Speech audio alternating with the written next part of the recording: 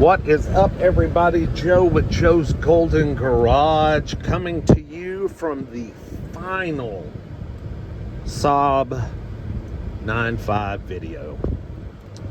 Yep, that's right. The 2011 Saab 9.5 is out of here. Out of here, out of here. I have been fighting problems with the timing and the timing chain and other small niggling little issues for over, let's see, 8-9 months now. I just got the car back yesterday after being with my mechanic for 4 weeks, and that's not the first time. I mean, out of the last 8 months, I've probably had the car maybe 2 to 3 months. The timing has been redone 2 or 3 times now. I can't even keep count. But I don't know if it's a part quality problem. We've ordered different guides from different places, but one guide continues to keep snapping in half. Tensioner replaced, chain replaced. My guy's a Saab. I mean, he's a Saab mechanic. He has a shop in Atlanta that specializes in it. We're scratching our heads. We don't know what to do anymore. And I have fucking had enough. Okay? I love this car because of its timeless design and the fact that it's so unique. And it really drives really well. But I am done. So it's going to auction. And I am going to just cut my losses. It currently has 100,612 miles. When I dropped it off, or when my mechanic picked it up 4 weeks ago, it had 99,500 miles. So when he dropped it off, he had put 1,000 miles on it in 4 weeks. I think he was just trying to drive it with the new chain again to make sure nothing effed up. I think he did a road trip. I mean, I don't care. I mean, it doesn't matter at this point. But we are still getting bizarre and strange noises from the timing chain area. I mean, it's just unexplainable. I just do not understand. So, anyway, I told him just bring the damn thing back, and I'm just going to get rid of the son of a bitch.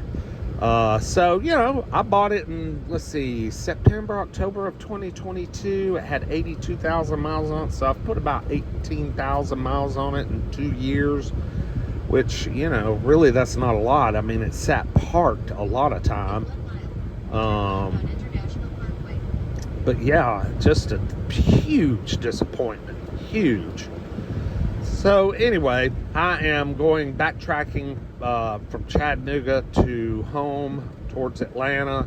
There is a deadly accident on I-75. I saw it on the way up, and it is continued to the interstate is still semi shut down, headed south. So I'm back roading, and they're back roading too. They're on just another back road. There's several back roads running along here. There's I-75 off in the distance. Yeah, just going to navigate past the wreck. Oh hell! Here's a red light with a lot of traffic. Yeah, a lot of people figured it out and jumped off, and they're going the back way. So may have to sit at a red light up here for a little while. Oh, turn left on International Parkway. Okay, I'll do it. Hey, guy in the Jeep up there with your Carvana tag. Good luck with you, buddy. Good luck with you. I wish you well. In 1.2 miles, turn left on State Route 140. Wow, I don't know where she's taking me, man. Let's take a look at this. Oh, okay. She's just trying to get me to... Waze is so smart. She detected that backup at that red light back there, so she's taking me a shortcut through this business park to get me on another little road to shoot up to the next exit so we can get past this damn thing. Anyway, I'll jump back on here in a minute once we hit the freeway. Okay, so we are making our way down the exit ramp. Still backed up traffic. The accident is literally just out of eyesight up here. I would say maybe half a mile. So we will be sitting in the slow stuff probably for just a minute.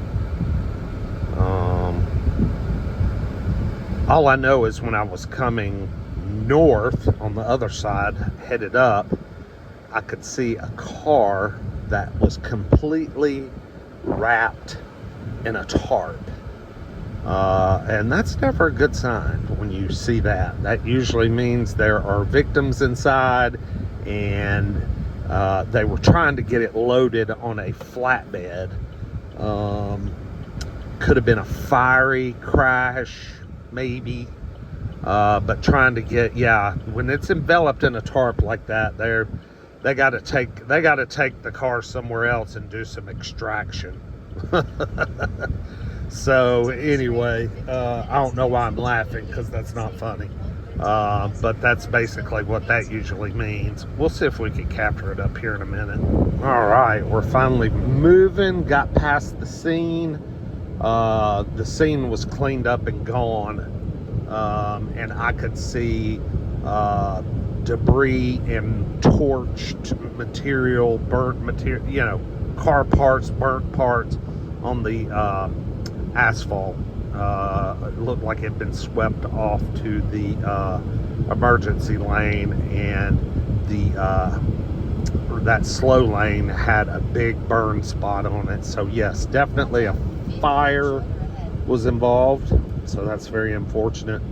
I can't think of any worse way to die is to be trapped in a car and burn. Hopefully you're dead before the fire starts. I mean, I can't think of anything worse. Anyway, Saab rolling, cruising about 80. Traffic's kind of moving slow. No warning lights. Turbo pulls good. AC's cold, even though the AC's starting to act a little wonky. It takes about 5 minutes to get going on these hot days, and it smells really strong vinegar smell the first 5 minutes that it's running. So probably got something about to pop up there that's going to be an issue. Another reason what's making me throw the towel in on this thing is I am getting I have never encountered this with an automobile before, but I am getting fuel contamination with the oil.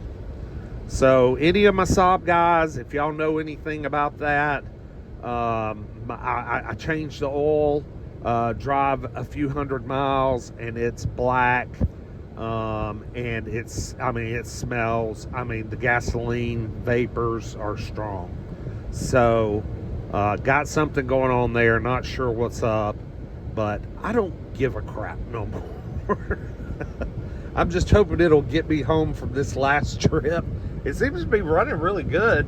It's smooth, and it's still powerful. She still zips. But that's probably because she has a new turbo under there that is slowly self-destructing due to shitty oil mixed with fuel. So, I just look forward to that breaking again. So just get rid of the Albatross. And it's gone. Sitting at the auction, gonna let it sell, no reserve. Just get the fuck out of my life. And I hate to be on a bitter note. Saab 9.3s. This car has not changed my opinion on a 2011 Saab 9.3. Those were great cars. I had one that I wrecked. I had a 2008 wagon that was great. Even like the 2005, 6, 7, I think they're great. Much, much more reliable cars. They do have their few little quirks and little things, but the community, Saab community, seems to be largely focused around those, the 9.3 and the older 90 Saabs, and I understand why. I mean, there's a few people out there looking for these last gen 9.5s, but the I think they know better. There's just all kinds of even the service manual for this car is written incorrectly per the my Saab guys in Atlanta, and I've heard that from several Saab mechanics that actually worked at the dealership. And remember when this car came out, they said Saab was so close to being done and shutting down, and the service manual for this car is actually written incorrectly. It has incorrect information in it regarding things like the modules, computer modules in the car, how to reset certain things. There's a lot of GM shit in this car. I mean, it's basically a Chevy Cobalt SS engine, and it says GM everywhere, but they say they have a hard time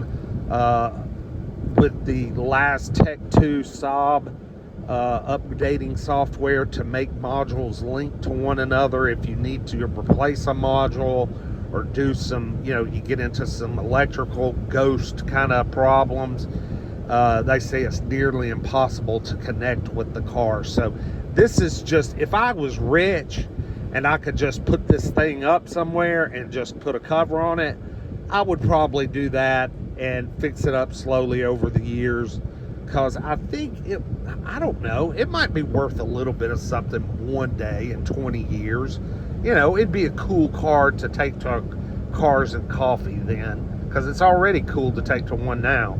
But I don't have that kind of budget, so I'm getting the hell out of it. So anyway, to all my Saab 9.5 guys that have followed, subscribed due to that, sorry guys, but I'm out. Tapping out. Tap out. What am I going to get next? I think I'm going to switch over to the little 2011 Volvo C30 that we have. We bought several months ago. Hadn't really tried to sell it. We've done some repairs to it, new CV axles, and some new tires. It needs a new windshield right now. Gonna do that. I think that's gonna be my next daily driver, but I'll keep y'all posted. Thanks for watching. Appreciate you. Sorry for the long drug out video, but it is what it is. We'll see you next time. Peace.